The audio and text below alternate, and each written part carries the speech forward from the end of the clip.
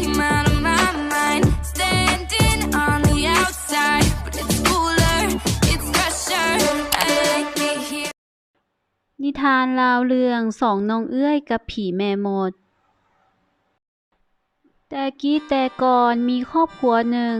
ผัวไปเฮ็ดไร่ไถนาป้าให้เมียถือผ้ามารและลูกสาว2 คนอยู่เฮือนมามื้อหนึ่งผู้เป็นแม่ได้ออกลูกคนที่3หลังจากนั้น3 วันต้องได้เฮ็ดพิธีทำอูสู่ขวัญผู้เป็นแม่จึงได้บอกกับลูกสาวทั้ง2ว่าพวกลูกจงไปเอิ้นเอาป้าแพงเพื่อมาร่วมพาขวัญนำเด้อให้พวกลูกไปทางปู่ดินดำจึงแม่นทางไปเฮือนป้าอย่าไปทางปู่ดินดากเพราะมันแม่นทางไปเฮือนผีแม่มดได้พอไปฮอดทางแบงผู้เป็นเอื้อยก็เถียงกับน้องว่าไปทางปู่ดินดากไปทางปู่ดินดากน้องตอบไปตามทางดินดำจึงแม่นทางไปเฮือนป้าแต่ผู้เป็นน้องก็เถียงเอื้อยบ่แพ้เลยได้พากันไปทางปู่ดินดากเมื่อแม่มดเห็นคนมาหามันก็ดีใจหลายและเฝ้าแปลงกายเป็นคนผู้เป็นน้องเห็นแม่มดบ่คือป้าจึงซีมใส่เอื้อยว่าเอื้อยป้าแพงคือมีขี่แมงวันอยู่แก้มเบื้องขวาได้เอื้อยแม่มดได้ยินก็ฮีบเข้าไปในบ้านเอาขี้สูบเฮ็ดเป็นก้อนน้อยสีดำติดใส่แก้มเบื้องขวาและอ้างว่าข้อยก็มีขี่แมงวันอยู่แก้มเบื้องขวานี่เด้ผู้เป็นเอื้อยก็หลงเชื่อแล้วเชิญแม่มดไปร่วมพาขวัญนำพอกลับไปฮอดเฮือน2เอื้อยน้องก็เล่าสู่แม่ฟังผู้เป็นแม่ตกใจและเว้าว่าโอ้ยแม่บอกลูกแล้วพวกลูกบ่ฟังความบัดนี้ผีแม่มดจะมากินพวกเฮาแท้ๆละหลังจากนั้นผู้เป็นแม่ได้เอาไข่เน่าให้ลูกสาวกกอมแล้วอุ้มเอาแอน้อยแลนไปหาผัวอยู่ไห้นาพุ่นเมื่อได้พบผัวแล้วก็เว้าเรื่องราวทุกอย่างให้ผัวฟังหลังจากนั้นทั้งสองก็พากันขี่ควายเหาะขึ้นเมื่อถึงฟ้าเมื่อผีแม่มดมาฮอดก็ได้ถามผู้เป็นเอื้อยว่าแม่ของมึงอยู่ไสผู้เป็นเอื้อยตอบอูอ้ออู้อูอ้ออู้ย้อนอมไข่เน่าคาปากเอื้อยจึงเว้าบ่ออกเป็นความแม่มดคิดว่าผู้เป็นแม่ไปให้นามันจึงแล่นไปนำเมื่อไปฮอดมันบ่เห็นผู้เป็นแม่จึงกลับมาถามผู้เป็นเอื้อยอีกแม่ของมึงไปไส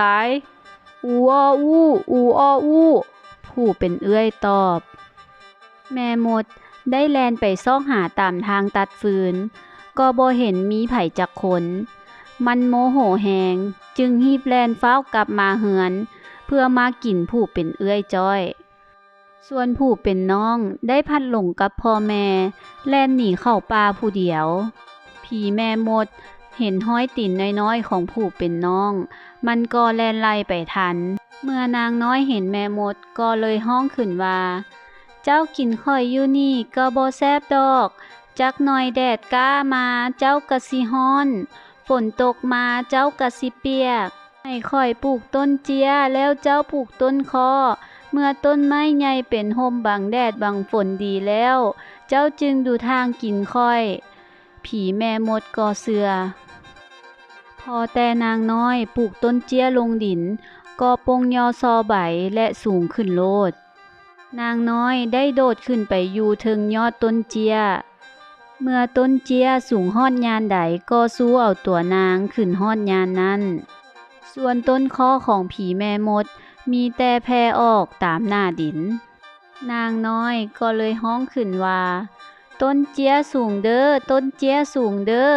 ต้นคอต่ำเด้อต้นคอต่ำเด้อทางฮ้องหาแม่ว่าแม่เอ้ยแม่เอ้ยยิบถุงปานมาต้อนเอาล่ายิบถุงผ้าก้นลงมาตรงเอาผีแม่มดเด้อผู้เป็นแม่จึงตอบว่าหากะเกียมผ้าหากะได้กะแกนเกียมขวัญแม่มดเห็นนางล่าอยู่ถึงต้นไม้สูงมันก็ใจห้ายแล้วแลนไปเอาขวัญมาฟันแต่นางล่าบอกว่าแม่มดเอ้ยขวัญนั้นมันปู้หลายแล้วให้เจ้าเอาขวัญไปฟันหิน3 บาทแล้วจึงเอาขวัญมาฟันต้นไม้บาทเดียว ผีแม่มดได้เฮ็ดตามขวนนั้นมีแต่ปูตืมและฟันต้นไม้เท่าใดก็บ่เข้านางน้อยได้ฮ้องหาแม่ แม่เอ้ยแม่เอ้ยหยิบถงปานมาต้อนเอาล่าหยิบถงผ้าก้นโลงมาตรงเอาผีแม่มดเด้อแม่ตอบนางล่าว่าหากาถางให้ แม่มดได้ถิ่มขวนแล้วสิปีนขึ้นไปนางล่าพัดเอิ้นใส่ว่าแม่มดเอ้ยให้เอาน้ำมันหมูมาทามันจึงขึ้นไว้ แม่มดก็เฮ็ดนำแต่เมื่อทาน้ำมันใส่ต้นไม้มันก็มืนผีแม่มดก็ขึ้นบ่ได้นางล่าได้ฮ้องหาแม่ แม่เอ้ยแม่เอ้ยหยิบถงปานมาต้อนเอาล่าหยิบถงผ้าก้นโลงมาตรงเอาผีแม่มดเด้อพอเมื่อฟ้าแดดน้ำมันหมูกอกาผีแม่มดก็ฮีบเฝ้าปีนขึ้นไปฮอดกลางต้นไม้นางล่าได้เอิ้นบอกแม่ว่า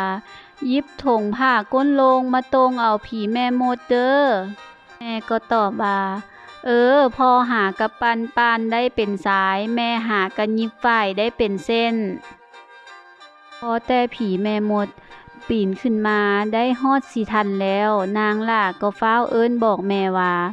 แม่เอ้ยแม่เอ้ยหยิบถงปานมาต้อนเอาล่าหยิบถงผ้าก้นโลงมาตรงเอาผีแม่มดเด้อทันใดนั้นพ่อแม่ของนางล่าก็ย้อนถง2 หน่วยลงมาแต่เทิงฟ้าผีแม่มดฟ้าวญาติโดดมาใส่แต่พัดถึกถงก้นลงเลยตกลงดินมุนกระจายเป็นตอนเล็กตอนน้อยดิ้นและเลือดของผีแม่มด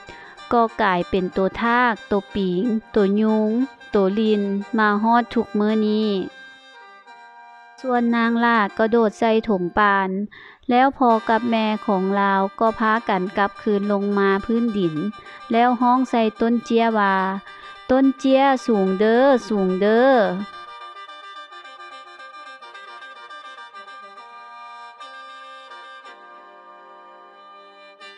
ทุกคนกดติดตามกดไลค์กดแชร์และกดกระดิ่งแจ้งเตือนให้จูลี่เด้อจะได้บ่พลาดชมคลิปต่างๆที่จูลี่ได้เอาลง